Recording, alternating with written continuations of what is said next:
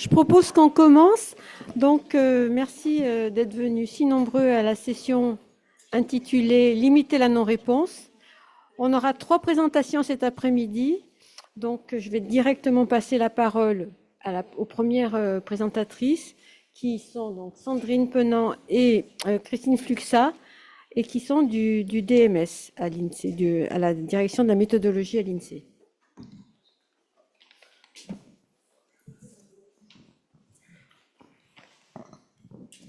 Donc, bonjour à tous. Dans le cadre de cette présentation, donc en binôme avec Christine, nous allons voir comment il est possible de collecter les données identifiantes qui sont nécessaires au calcul du CSNS, donc le code statistique non signifiant, tout en s'assurant d'un niveau de confiance élevé de la part des enquêtés. Donc, dans un premier temps, nous présenterons les enjeux auxquels la statistique publique moderne est confrontée, ainsi que les leviers mobilisés pour y répondre. Et dans un second temps, nous exposerons le test utilisateur qui a été mené et les enseignements qui en découlent. Donc pour commencer, revenons brièvement sur le contexte dans lequel s'inscrit aujourd'hui la production statistique.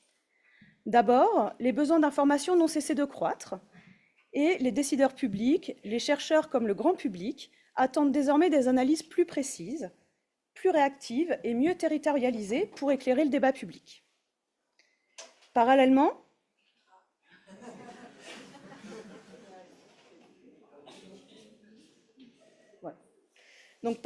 les usages de la donnée se sont profondément transformés.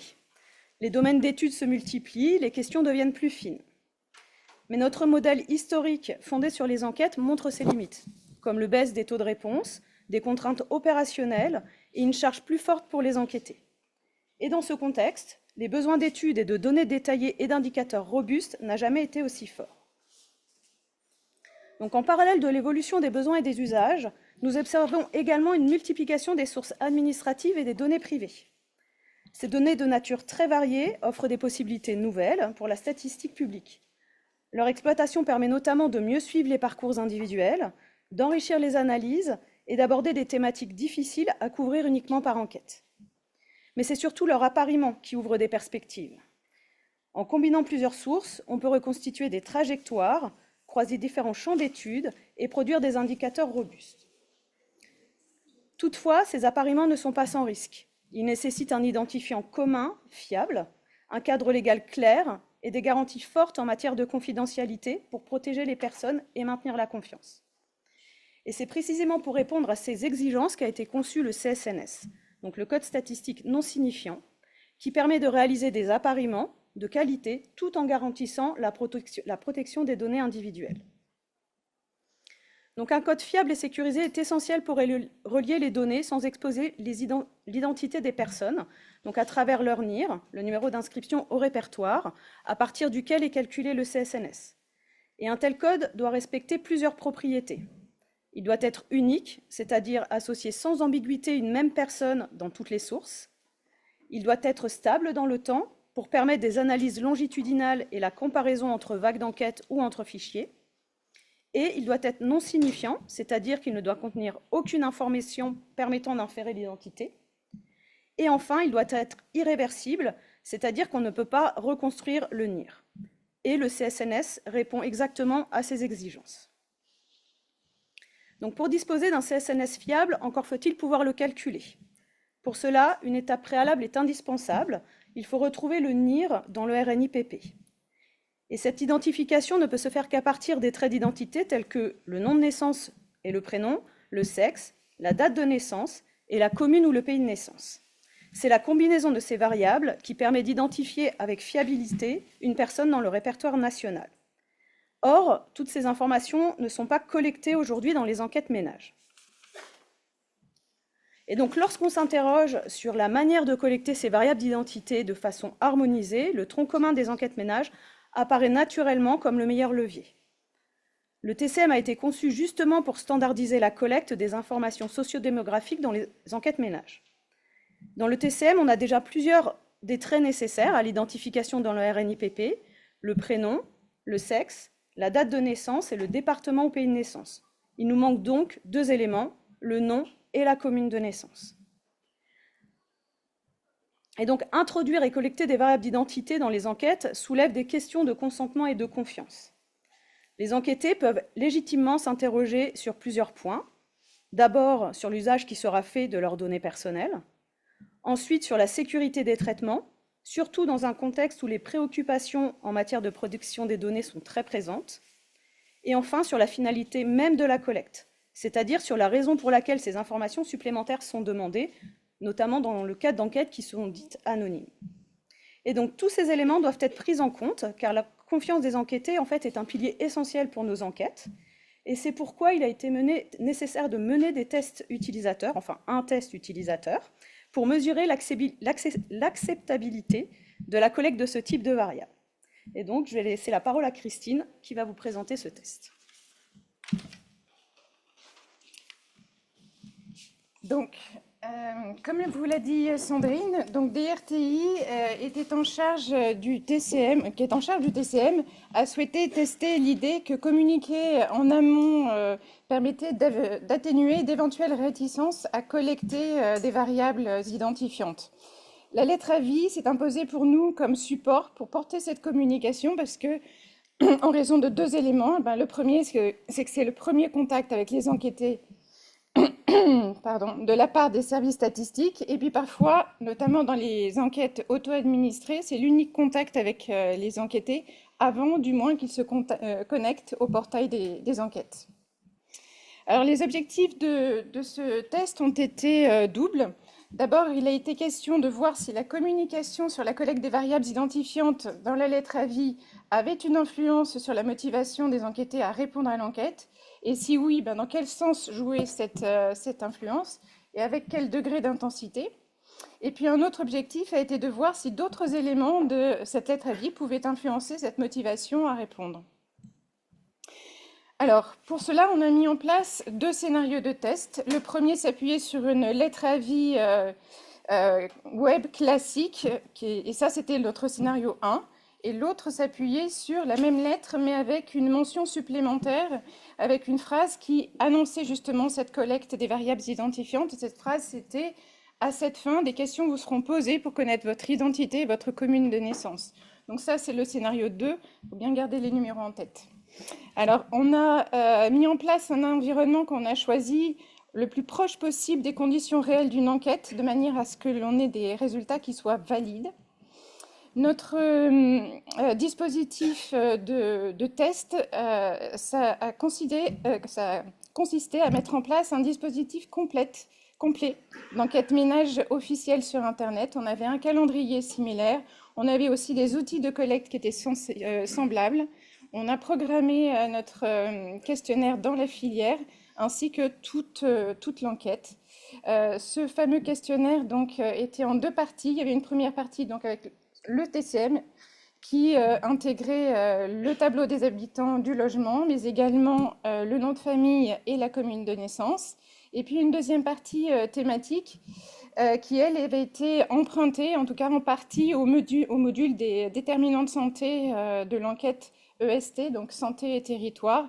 Et on avait choisi nos questions de manière à ce qu'elles soient les plus intrusives possibles, de manière à ce que les participants au test puissent s'interroger un peu plus sur le fait de donner leur nom de famille et leur commune de naissance dans la première partie. Alors, le format du test que l'on a choisi, c'était un test de type cognitif qualitatif, parce que c'est ce format de test qui nous permet d'explorer ce que les gens pensent et de voir leur réaction vis-à-vis de cette nouvelle collecte de données. Il y avait une petite partie de test d'utilisabilité dans cette lettre avis, avec le calcul d'un score pour évaluer l'efficacité du courrier. On a choisi d'observer nos participants à distance. C'était des tests qui étaient modérés par un binôme d'agents de l'INSEE qu'on avait formé à la modération et également au protocole du test. Et les sessions étaient enregistrées pour pouvoir après faciliter les analyses.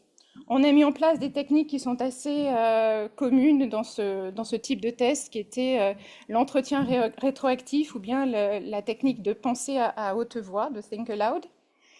Et puis d'autres petites techniques comme des questions de relance ciblées, qu'on appelle aussi probing techniques, et puis le fameux score d'utilisabilité, qui a été calculé à partir du système Usability Scale.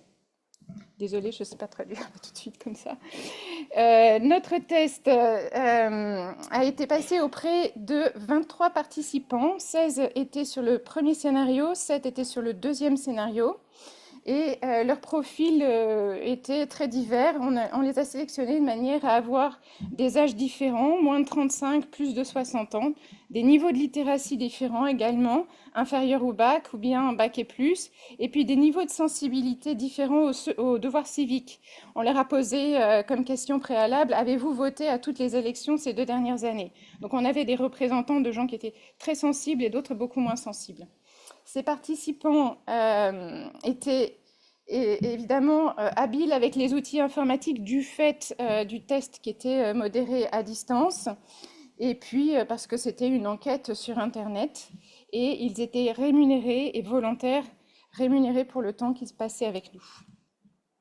Alors notre scénario de test, il était en 5 phases.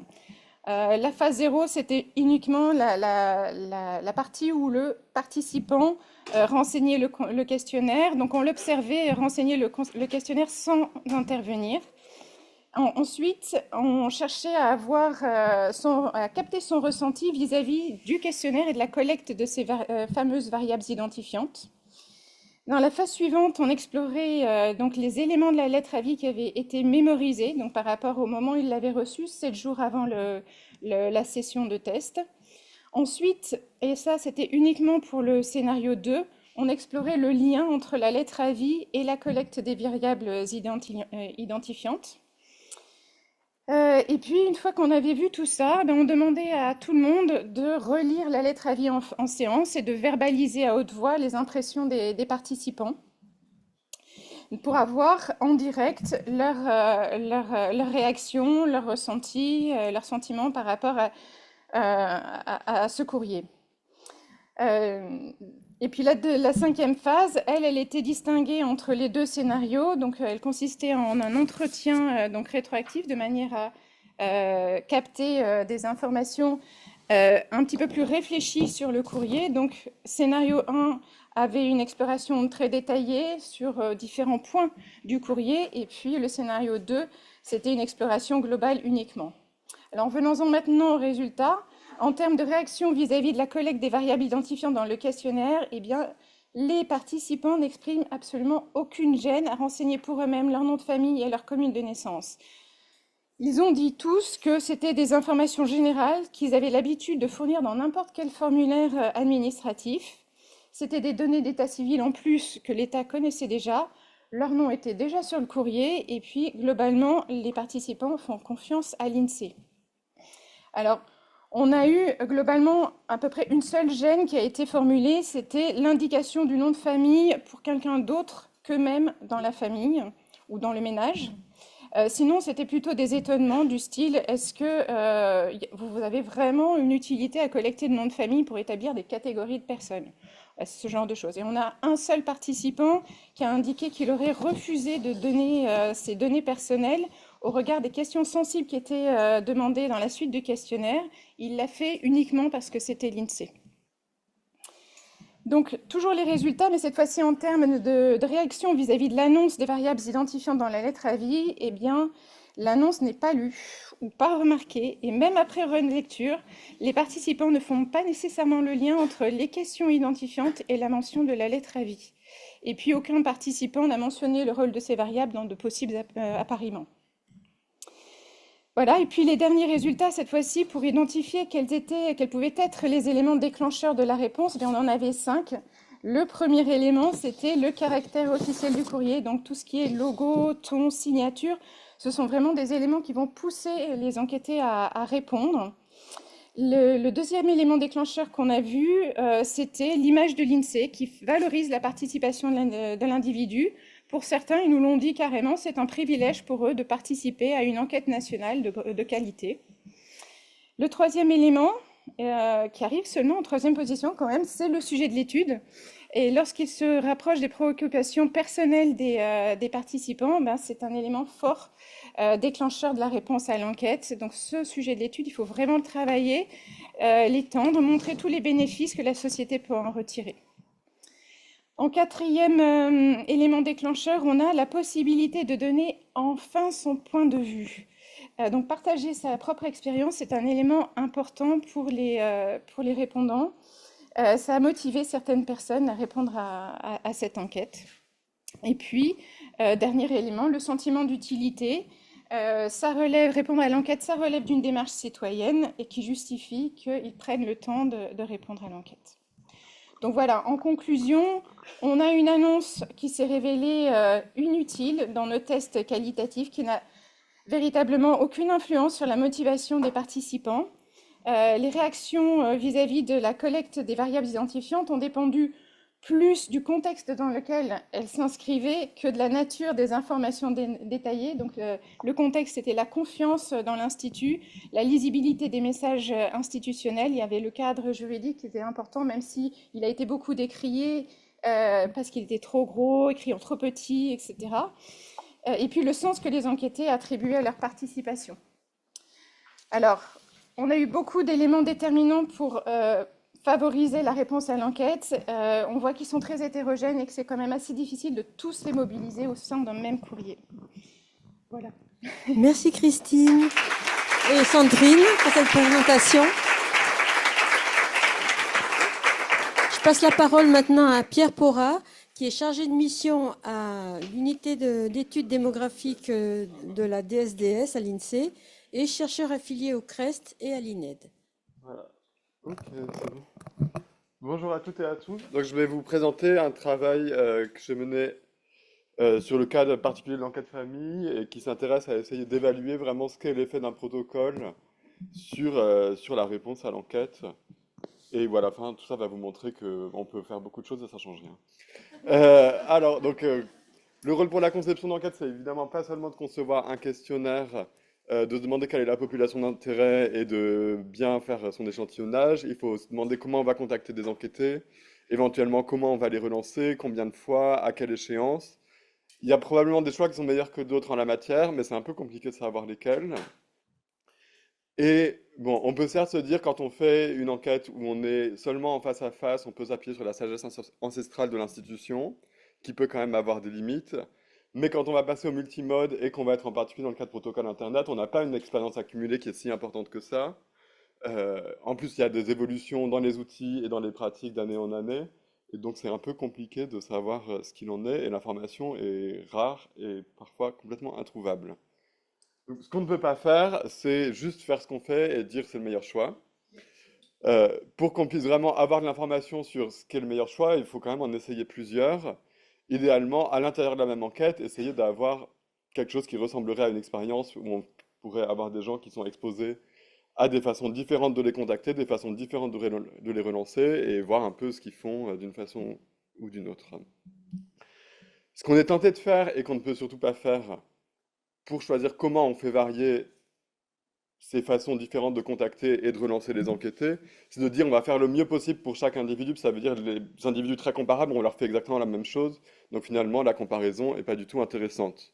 Donc autant que possible, on veut privilégier des variations aléatoires, se rapprocher autant que possible d'un truc qui ressemblerait pratiquement à un essai clinique, mais appliqué à un protocole d'enquête, et c'est à cette condition qu'on va avoir l'interprétation causale des comparaisons qu'on va faire. Alors, dans le cadre d'un protocole Internet, c'est pas du tout ce qu'on a fait ici, mais c'est pas forcément des variations de protocole qui pourraient être très coûteuses. Et il faut penser que, par exemple, toutes les plateformes numériques font plein de procédures de A/B testing où les gens qui vont commander en ligne sont exposés à des interfaces légèrement différentes de façon aléatoire pour que la plateforme puisse ensuite dire ah celle-là elle est un peu mieux et elle permet de vendre un peu plus de machines à laver. Donc on pourrait presque faire la même chose, mais avec les développements en cours et pas toujours idéaux du point de vue de la conception d'enquête, de la filière d'enquête, on est parfois contraint parce qu'on a, donc on ne peut pas tester plein de choses sur la même enquête. Mais parfois on a quand même de la chance dans notre malheur, parce qu'il y a des contraintes qui vont pouvoir nous permettre d'exposer des enquêtés qui sont pratiquement identiques à des protocoles qui sont un peu différents. Néanmoins, c'est une solution, et donc on va avoir une bonne interprétation causale de comment ils ont des différences de réponse. Ça reste une solution qui est dégradée parce que ces contraintes qui vont nous gérer ce truc quasi expérimental, elles vont générer des différences qui ne sont pas forcément les différences qui étaient complètement celles qui nous auraient intéressés si depuis le départ on avait décidé comment on allait concevoir notre expérience. Mais bon, c'est déjà mieux que rien et on peut se dire qu'on va peut-être en apprendre un peu quelque chose. Donc c'est ce qu'on fait dans le cas particulier de l'enquête famille 2025, qui était donc une enquête associée au recensement. Le principe de l'enquête, globalement, c'est que le mode de collecte de l'enquête était identique à celui choisi par les personnes recensées pour le recensement. Donc les gens qui choisissent d'être recensés en papier, eux, ils étaient dans le bras papier. Et comme là, je m'occupe que du protocole Internet, ils m'intéressent plus du tout. C'était en gros des enquêtés. Et après, on a les 2 tiers des enquêtés qui ont choisi de répondre au recensement par Internet et qui après nous rentraient dans notre bras Internet pour l'enquête famille. Mais contrainte, l'enquête famille, la collecte ne se passe pas sur la plateforme du recensement à laquelle on n'avait absolument pas le droit de toucher. Donc la solution retenue, c'est on collecte un mail à la fin du recensement et puis on va renvoyer un nouveau mail à vie pour dire ah en fait on a quand même quelque chose d'autre à vous demander. Et donc une question très sérieuse de conception pour l'enquête famille, c'était de savoir quand est-ce qu'il faut envoyer ce mail à vie et après une fois qu'on a envoyé une première fois le mail à vie, quand est-ce qu'il faut relancer, combien de fois, et c'est à ça que j'essaie de répondre. Alors, pourquoi est-ce qu'on peut faire les choses? Alors, idéalement, ce qu'on aurait envie de faire, ce serait juste de dire, bon, nos gens, ils rentrent dans le recensement, et puis après, on va juste aléatoirement leur tirer le moment où on leur envoie le mail à vie, et comme ça, on aura plein de variations aléatoires, on pourra les comparer, on aura plein de choses. C'est évidemment pas du tout ce qu'on a fait, même si on aurait pu, enfin, genre, c'était pas forcément si compliqué que ça. Euh, Néanmoins, de toute façon, à la date de l'enquête, on n'avait pas d'outil qui permettait d'envoyer des mails en continu. Donc on envoie des mails par paquet et on envoie des mails par paquet tous les jours aux gens qui ont répondu au recensement la veille. Donc tous les matins, on fait tourner notre truc et on envoie aux gens qui ont répondu la veille. Et en fait, on n'utilise vraiment que la date calendaire à laquelle ils ont répondu pour choisir si on vous contacte ce matin ou si on vous contacte demain matin. Ce qui fait qu'il y a une discontinuité de traitement entre les gens qui ont répondu à 23h59 et ceux qui ont répondu à minuit 1. Les premiers, on les contacte 10 heures après leur réponse au recensement, et les autres, on les contacte 34 heures après leur réponse au recensement, et on va pouvoir comparer et savoir si à la fin, ça change vraiment quelque chose ou pas. Et c'est encore pire pour les relances, puisque je vous ai dit, déjà, on faisait des paquets jour par jour pour contacter les gens au lieu de les contacter en continu. Pour les relances encore plus affreux, on relançait que 2 fois par semaine, qui étaient les mardis et les vendredis. Donc, en fonction du jour de la semaine auquel vous avez répondu, vous tombez dans le paquet du mardi pour la première relance, ou bien vous tombez dans le paquet du vendredi pour la deuxième relance, pour la première relance. Et du coup, pour certaines nuits particulières, vous passez du paquet du mardi pour la première relance au paquet du vendredi, ou bien du paquet du vendredi au paquet du mardi suivant. Et dans ce cas-là, donc d'une part, on a une différence dans la prise de contact qui est ou bien 11 heures plus tard ou bien 35 heures plus tard. Et éventuellement, les délais de relance peuvent être 24 heures plus tôt ou 24 heures plus tard, relativement au mail à vie. Donc ça nous crée encore plein de variations de ce type-là. Et on a encore le même genre de truc sur la deuxième relance. Donc on peut vraiment faire en gros 3 cas différents. Donc ça va nous créer un truc où on peut vraiment mobiliser un truc habituel en évaluation des politiques publiques dans un cadre économétrique, qui est d'avoir une quasi-expérience et d'utiliser toutes les techniques de régression sur discontinuité. Donc pour vous donner une idée de l'échantillon d'intérêt, donc c'est les gens qu'on a dans les données de suivi pour l'enquête famille. Donc ça nous fait 300 000 ménages qui sont rentrés dans le bras internet de l'enquête famille 2025. Parmi eux, on se restreint à ceux qui répondent un peu autour de minuit, donc de façon arbitraire, j'ai décidé que ceux qui m'intéressaient, c'est ceux qui avaient répondu entre 22 heures et 2 heures du matin, ce qui me laisse un peu plus de 16 000 ménages à la fin, ce qui fait que bon, on peut quand même faire des choses avec 16 000 ménages. Et si on regarde un peu les dates auxquelles ils ont répondu dans la campagne de recensement, alors en violet, c'est mon échantillon enquête famille tout entier, et en orange, c'est ceux que j'ai gardés parce ils ont répondu dans la nuit. Vous voyez qu'ils ont répondu un peu plus tard dans la campagne de recensement, mais c'est pas non plus des gens qui sont extrêmement différents de ce point de vue-là. Et si on regarde sur d'autres caractéristiques d'intérêt, c'est pas forcément que des gens qui sont très très éloignés de notre population d'intérêt de façon générale. pour qu'on puisse avoir une interprétation causale, la différence entre les gens qui ont répondu à 23h58 et ceux qui ont répondu à minuit 2, il faut vraiment qu'on se dise c'est par hasard qu'on est tombé d'un côté ou de l'autre. Donc ce qu'on dit, c'est qu'il ne faut pas qu'il y ait de manipulation. Et donc des gens qui, parce qu'ils savent déjà dans quel protocole d'enquête ils vont tomber, ils ont choisi vraiment que c'était vachement mieux d'être à 23h58 qu'à minuit 2. Bon, a priori, c'est très improbable. Mais en plus, on peut faire une vérification usuelle qui est de regarder s'il y a un gros paquet d'un côté ou de l'autre du seuil, ce qui est ce qu'on appelle le test de McCrary. Bon, genre, il y a des techniques meilleures que d'autres pour le faire. Visuellement, là, vous avez l'histogramme de toutes les... Donc, sur mes gens qui ont répondu entre 22h et 2h du matin, vous avez 0, le seuil à minuit, et après, je vous ai mis en négatif ceux qui ont répondu juste avant, en positif ceux qui ont répondu juste après. Vous avez les histogrammes empiriques et les évaluations avec des régressions linéaires locales de la densité. Et bon, on en conclut qu'il n'y a pas de manipulation, il y a autant de monde à gauche qu'à droite du seuil, vraiment, et tout va bien. Genre, il y a plus de monde loin, il y a plus de monde à 22h qu'à 2h du matin, ça c'est vrai. Mais l'important, c'est vraiment à cet endroit-là qu'il n'y ait pas de différence. Et par contre, on peut bien vérifier dans le même genre d'idée. Maintenant, on va regarder quand est-ce que ces gens-là ont reçu. Alors, ont reçu, on peut pas savoir. Quand est-ce qu'on leur a envoyé le mail avis. Donc, vous avez bien, par contre, pour les gens qui sont à gauche de minuit, donc les gens qui ont répondu entre 22h et minuit, ceux-là, ils ont répondu en gros.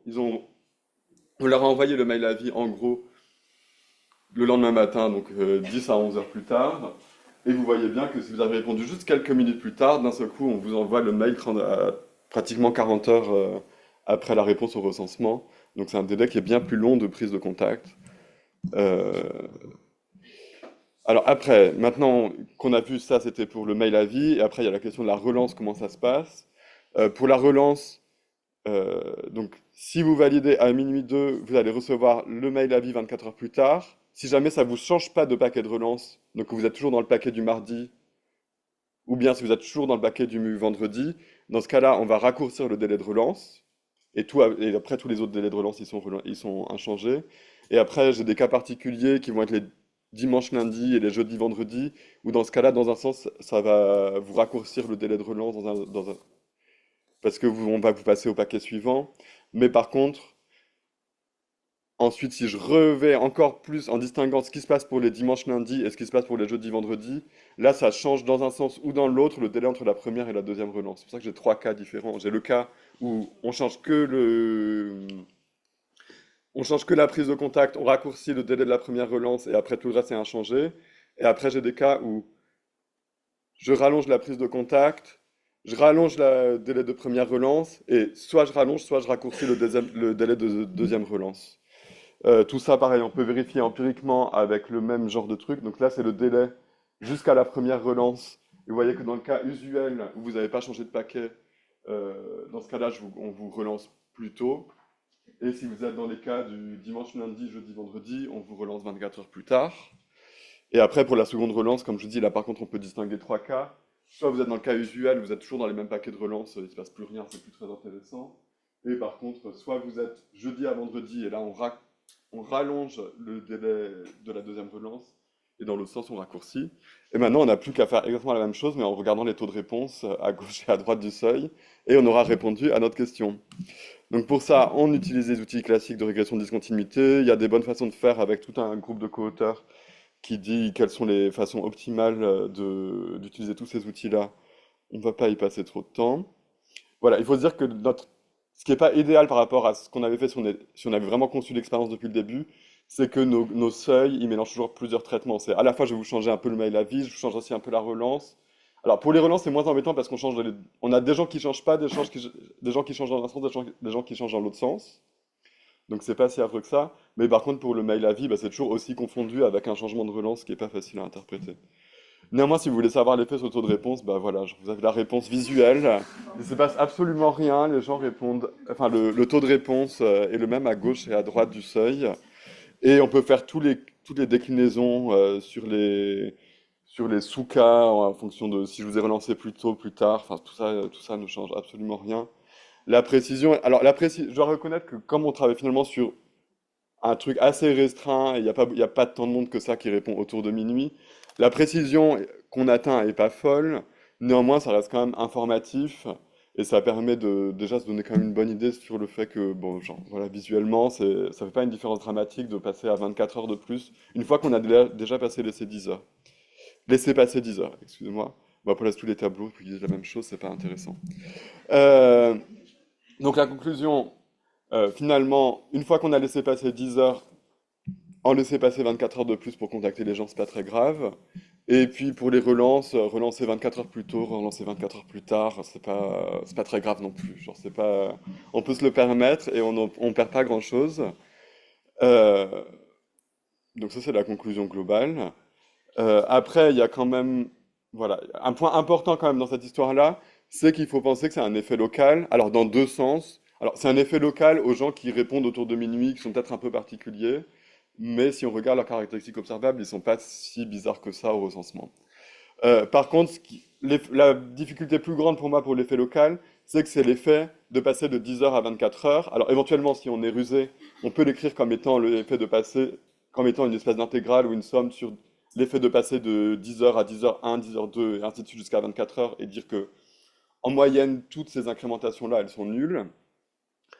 Mais à la fin, ça nous donne aucune information sur, par exemple, ce qui se passerait si on allait de 10 heures à 0, qui est peut-être ce qu'on aurait voulu faire. Donc ça c'est compliqué d'aller dans ce sens-là et on ne sait pas voilà, quel serait l'effet d'avoir une prise de contact qui aurait été beaucoup plus reliée au recensement et ce qui aurait probablement été plus proche des protocoles anciens de l'enquête famille où on donnait en fait deux questionnaires papier en même temps et on disait je remplissais ça ensemble et on repart avec tout. On a moins ce problème d'effet local et d'extrapolation pour les relances, parce que pour les relances, j'ai des cas où j'avance et des cas où je recule. Donc ça me donne quand même une idée que ça, c'est un peu moins problématique. Voilà. Et puis pour conclure, c'est que à la fin, là, une fois de plus, c'était ma solution dégradée pour répondre à une question qu'on s'est posée. Mais quand on se pose des vraies questions et qu'on a vraiment envie d'y répondre, il faut essayer de concevoir le cadre expérimental à l'avance pour ça, pour avoir les bons outils et faire les comparaisons qui nous intéressent le plus, ce qu'on n'a pas du tout fait ici. Merci beaucoup.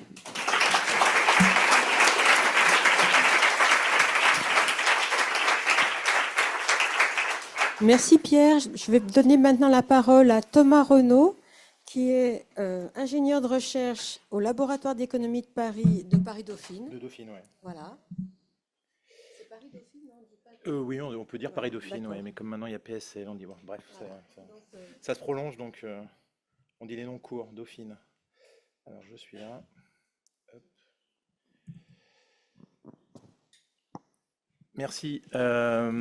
Je vais faire cette présentation avec Clément Collin de la société Verian qui va parler avec moi à un moment.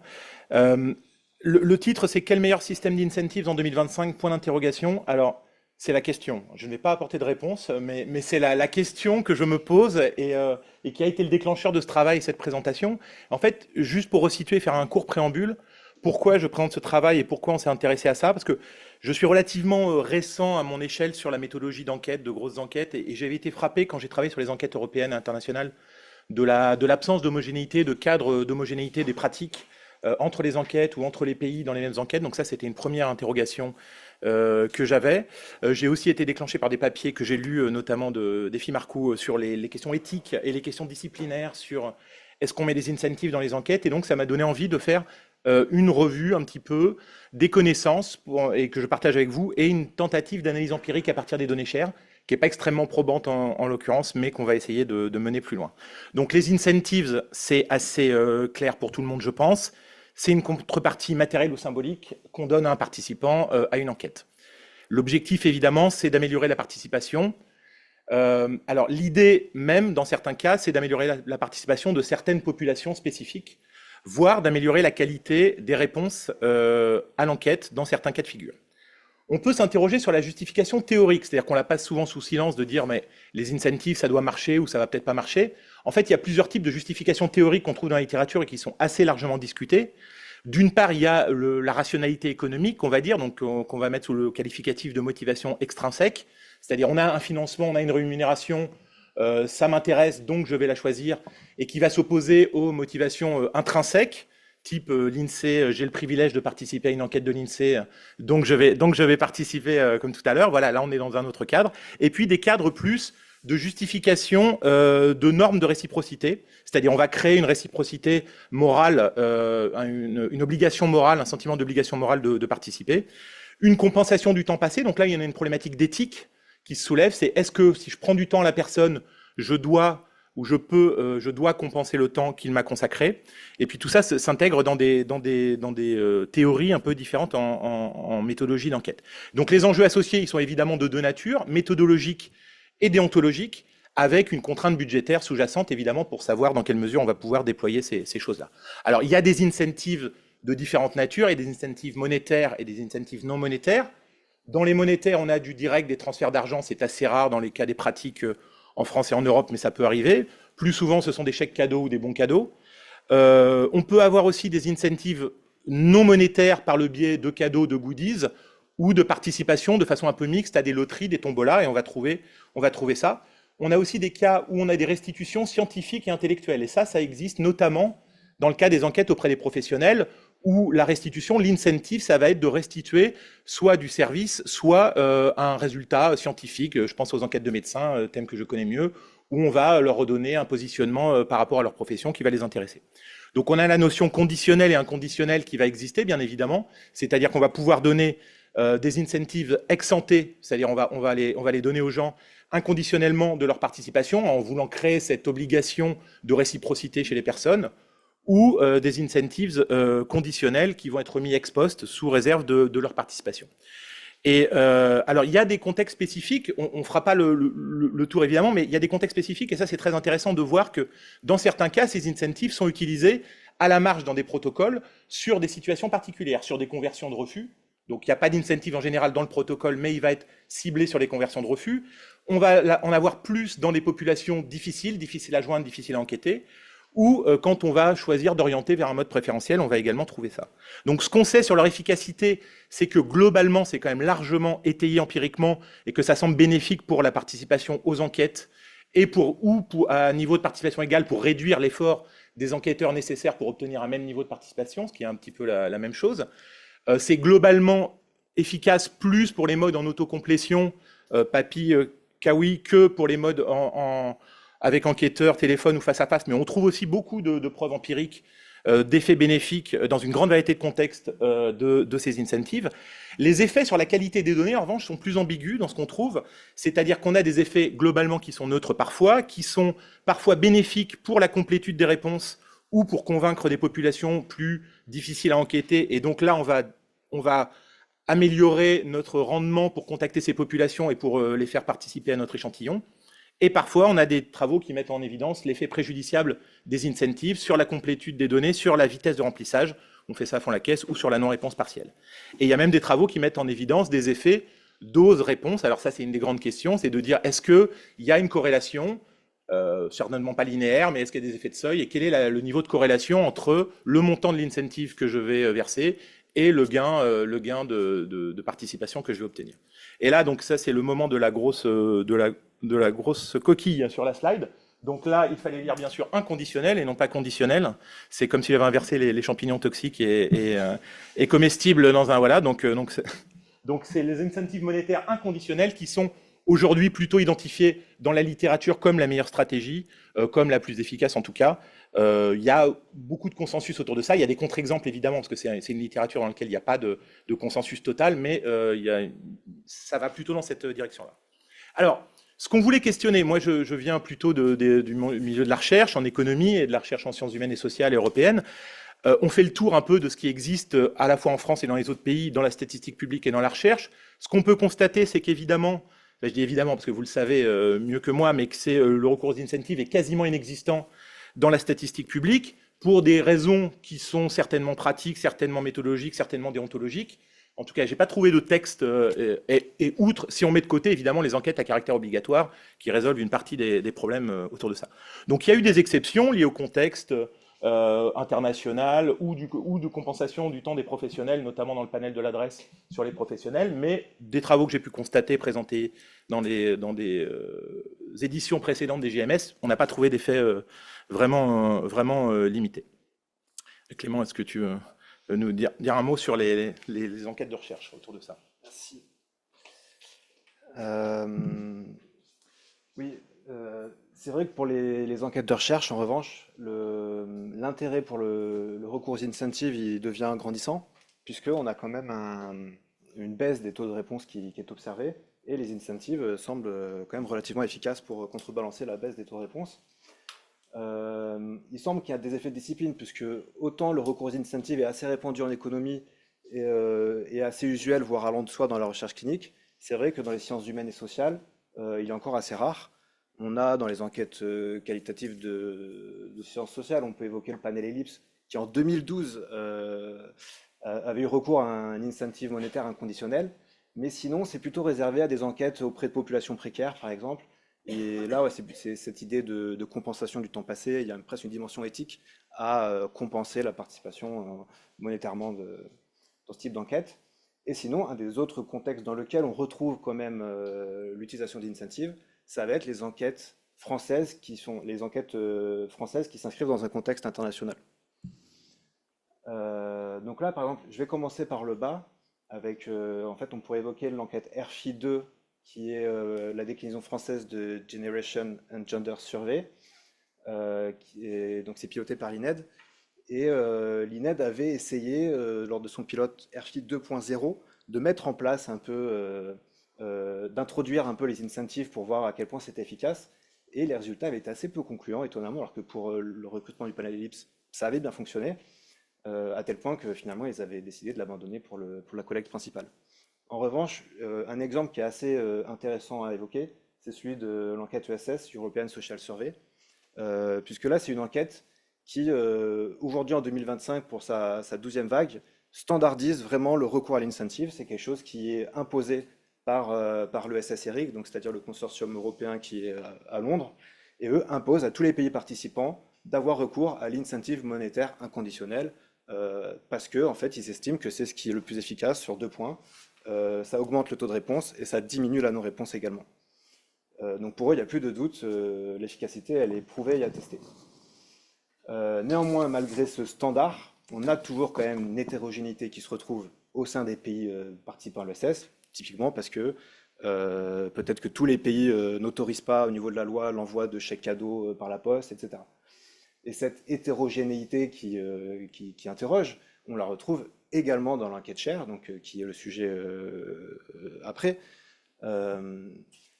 L'enquête Share, qui est une enquête sur le vieillissement de la population au niveau européen. Aux origines, on n'avait pas d'incentive du tout. Et au bout de la 9e vague, en 2023, on a quand même 24 pays sur 29 qui décident finalement d'utiliser un incentive. C'est donc que l'efficacité, elle est quand même reconnue et partagée entre tous les pays. Et les quelques pays qui résistent encore au recours, c'est plutôt des pays nordiques, Danemark, Suède, etc. Néanmoins, si le recours, lui, commence un peu à se standardiser, la mise en pratique, là, reste complètement très variée, puisqu'entre monétaire, non monétaire, conditionnel, inconditionnel, souvent on a un mix des deux, enfin un mix des 4 dimensions, et donc c'est très difficile de s'y retrouver. C'est ce que Thomas a essayé de faire, en fait, en rationalisant toutes les différentes modalités, d'essayer de voir si on n'avait pas un système, une façon de faire qui était plus efficace que les autres lorsqu'on a recours aux incentives. Je rends la parole à toi. Merci Clément. Les spoilers, j'ai rien trouvé du tout pour l'instant, mais voilà. Donc la question de recherche, elle était évidente, c'était quel était l'impact des incentives, des stratégies d'incentives sur la rétention dans le panel Share. Alors on pourra voir pourquoi on travaille plutôt sur la rétention, donc c'est un panel, donc entre 2 vagues, plutôt que sur le niveau de participation à une vague donnée. Ça, c'est plutôt des raisons liées aux données, à la capacité des données à traiter les choses, mais voilà. Donc j'avais pris une population participant à une vague donnée et regardant qui restait éligible à la vague d'après et regarder si elle avait participé ou non. Alors donc on a une spécificité dans l'enquête Share, c'est qu'on a une population qui est plus âgée que les enquêtes standards, parfois très âgée. Donc c'est une enquête sur les 50 ans et plus, mais dans l'échantillon en moyenne d'âge, il va être plutôt de 65, entre 65 et 68 ans. L'autre particularité sur les données récentes, donc en fait ce qu'on a fait, c'est qu'on a reconstitué en partie avec les équipes de Chaires Centrales, des données. On a fait un peu d'historiographie sur les données des incentives, des stratégies dans les différents pays depuis les dernières vagues. Et en fait, on a eu pas mal de mal à reconstituer ces données et on s'est aperçu qu'il y avait quelques erreurs dans les données. On s'en est aperçu un petit peu tardivement en faisant les analyses et donc il faut qu'on retourne aux données, il faut qu'on reconstitue des nouvelles données, qu'on fasse des nouvelles vérifications. L'autre particularité, c'est que en vague 7, il y avait un protocole spécifique. C'est une enquête qui a été faite de vague en vague. La vague 8 s'est arrêtée pendant le Covid, donc c'était difficile d'évaluer la participation également. Donc bon, on s'est arrêté à l'échantillon. Là, le travail exploratoire que je vais vous présenter, c'est sur l'échantillon entre la vague 8 et la vague 9. Donc c'est 44 000 personnes réparties dans 27 pays. Avec un âge moyen de 68 ans et une participation conditionnelle, donc en vague 9, sachant participation à la vague 8 de 84%. On a tenté les choses aussi sur des échantillons poulets, mais on n'a pas réussi à trouver des choses intéressantes. Alors, je commence par la fin également.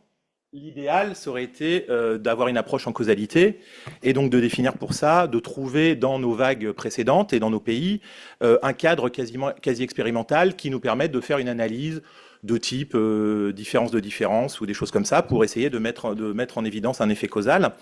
Donc ce qui est le plus approprié en théorie, mais ce qui en pratique n'a pas été vraiment possible pour au moins 2 raisons. C'est qu'on n'a pas eu assez de variance entre vagues et entre pays dans les stratégies d'incentivisation depuis la vague 6.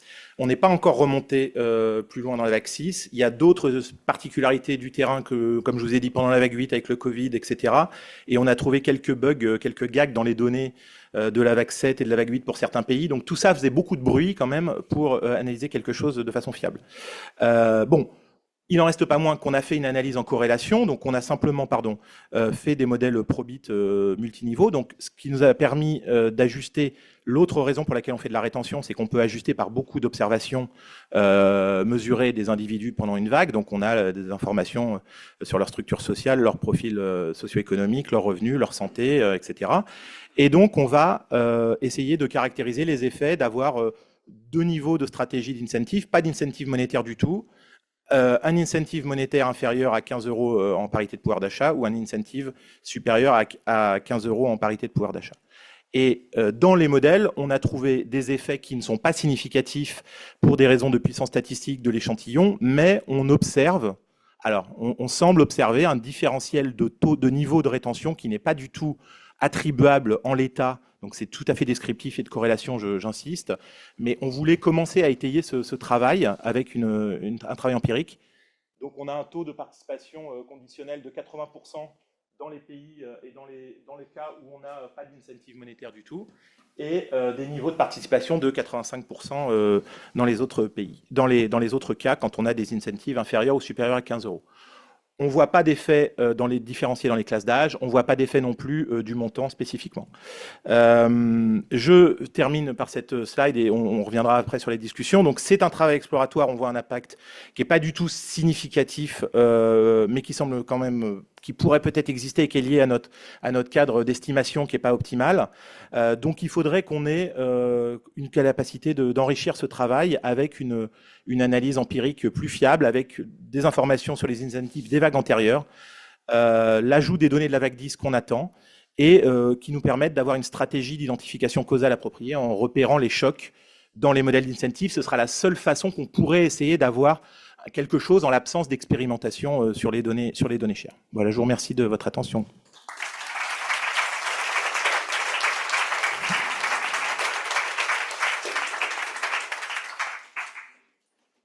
Merci Thomas et Thomas et Clément pour votre présentation. On va passer donc à la séance de questions-réponses. Alors, est-ce qu'il y a des questions dans la salle? Le micro est là. Là-bas.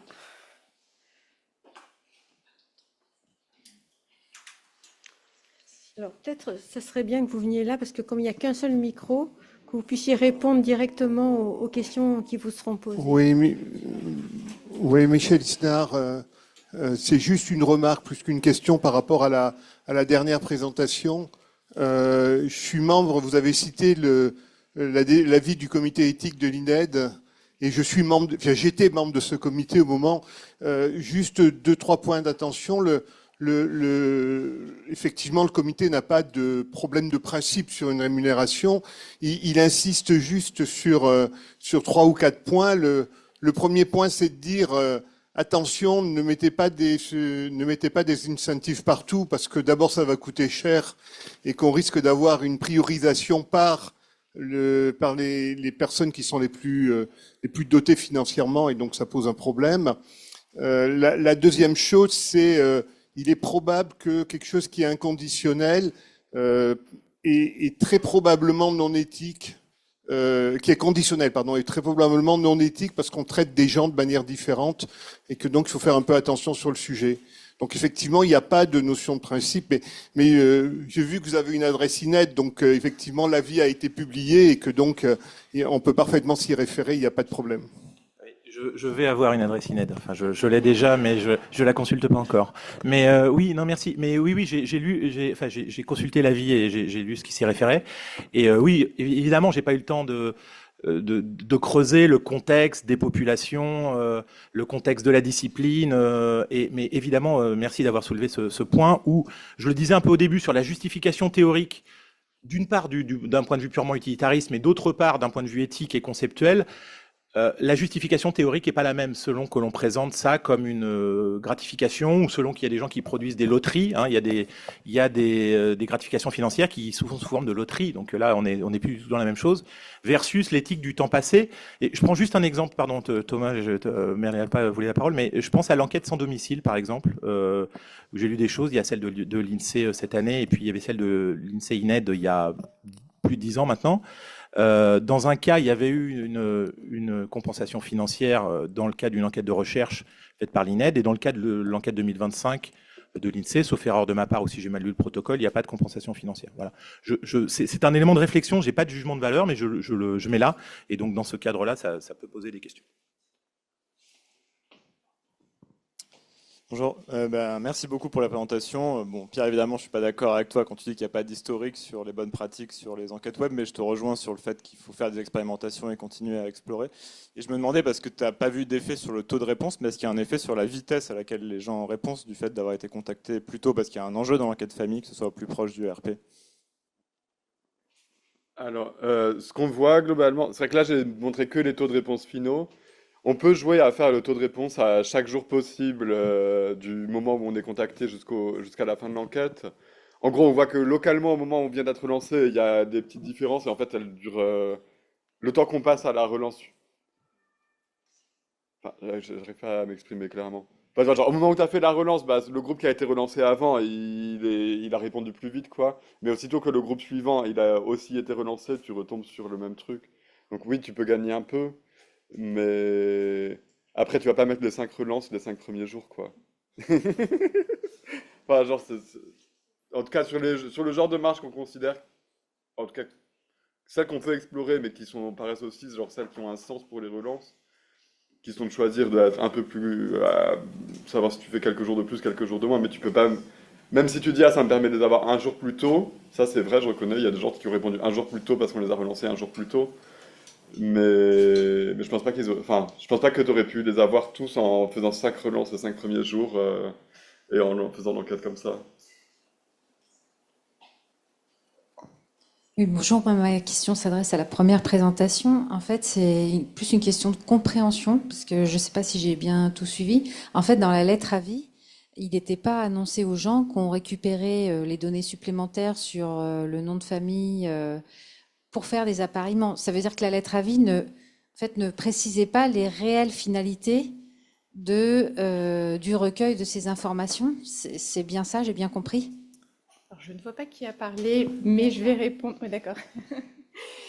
Oui, non, il y avait une phrase dans la lettre avis sur les appariements. On leur annonçait qu'il y avait ces appariements possibles, et ça, c'était le format classique de la lettre avis. Alors, on a voulu tester aussi cette phrase sur les appariements. Ça faisait l'objet d'un autre test utilisateur. En fait, on avait un test utilisateur qui s'appuyait sur la lettre avis. On avait plusieurs objectifs. Là, je vous ai présenté l'objectif de l'introduction des variables identifiantes dans le TCM. Mais on avait cette phrase effectivement sur les appariements, et c'est pour ça que on s'est interrogé aussi de savoir s'ils avaient compris quelque chose vis-à-vis de cette phrase-là, qui passe pas très bien en fait. Quand même. Les appariements, ça ne veut pas dire grand-chose pour un enquêté, voilà. Bonjour, merci beaucoup pour toutes les présentations qui étaient très intéressantes. Donc, je suis Pascal Breu. Moi, j'avais une question pour la dernière présentation. Parce que si on veut... D'abord, j'aurais aimé savoir quels étaient exactement l'incentive qui était proposé par l'ESS et quelle forme il prenait. Parce que souvent, quand on parle de bon cadeau, bah, ça peut être un bon cadeau Amazon ou autre. Donc, il peut aussi poser des questions sur est-ce que c'est la bonne manière de faire? Est-ce que c'est compatible avec une enquête d'intérêt général que de donner un bon cadeau Amazon? Donc, je voulais savoir si vous aviez des éléments là-dessus. Je vais laisser la parole à Clément qui connaît les aspects opérationnels plus en détail, mais ESS, là, c'est des choses pour la vague 12 avec des nouvelles recommandations méthodologiques où ils cherchent à uniformiser. Pour ce que j'en sais et pour ce que j'en ai vu, dans les vagues d'avant, il y avait quand même toujours une grande diversité qui était laissée parce que de toute façon, in fine, il y a un choix budgétaire qui est fait et les financements étant globalement nationaux, les infrastructures de recherche européennes ont du mal à imposer aux États membres, aux pays de l'enquête de dire bah, vous donnez tous 30 € d'incentive, voilà. Mais je te laisse. Oui, mais en fait, déjà, l'incentive inconditionnel monétaire qui est demandé, elle intervient, c'est seulement sur la partie en autocomplétion de l'enquête. Donc, c'est vraiment le dispositif en autocomplétion lorsqu'on a un premier contact avec le répondant qui est postal. Donc, c'est vraiment le seul cas où l'incentive est imposé. Ensuite, le montant, il est quand même sujet, il varie selon les pays. Pour ce qui est des chèques cadeaux, ils recommandent d'abord le cash si c'est possible. Ensuite, le chèque cadeau si le cash n'est pas possible. Et la recommandation sur le chèque cadeau, c'est un chèque cadeau qui est utilisable dans un maximum d'enseignes, qui n'est pas donc, typiquement lié à un groupe comme Amazon, et qui va être utilisable par tous les citoyens sur le même territoire, au même endroit, etc. Donc c'est quelque chose. Donc là, pour SS, typiquement, ça va être Edenred, KDO, c'est le chèque cadeau un peu le plus, qui est en France, je crois, le chèque cadeau le plus ouvert disponible. Mais c'est ça les recommandations du consortium. Bon, encore une question pour la dernière intervention. Déjà, beaucoup merci de s'être coltiné à cette question un peu difficile. Je voulais juste apporter une précision sur le test RFI2, pas pour l'histoire, mais parce que je pense que ça introduit un élément essentiel. Si on a voulu tester, c'était pas un pilote, c'était un test, les incitations, c'est parce qu'on introduisait une enquête par Internet. Et les résultats, finalement, c'était qu'entre lancer une enquête sur Internet et donner des incitations de différents types, et d'avoir un enquêteur qui peut discuter et persuader les personnes à répondre, il n'y avait pas de différence. C'est ça. Donc, je pense que c'est très important de prendre en compte que quand le taux de... je parle du taux de réponse, parce qu'après, on peut avoir d'autres questions, justement, de réciprocité, etc.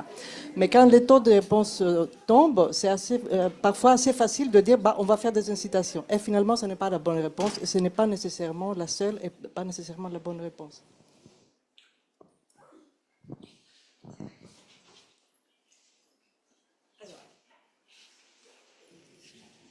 Je propose que vous voulez pas.